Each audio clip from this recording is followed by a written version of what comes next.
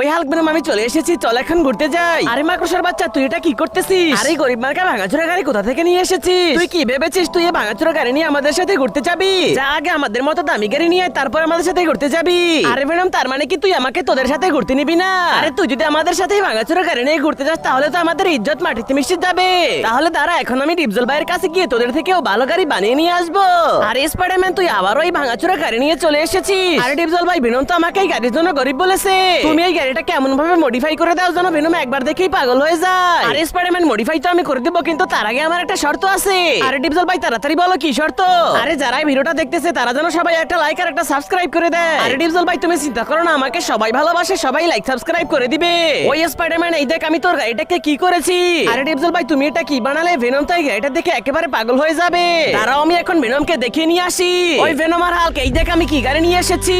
আরে স্পাইডারম্যান, তুই এটা কি গাড়ি বানালি? তোর গাড়িতে আমাকে একটু বসতে দিবি ভাই।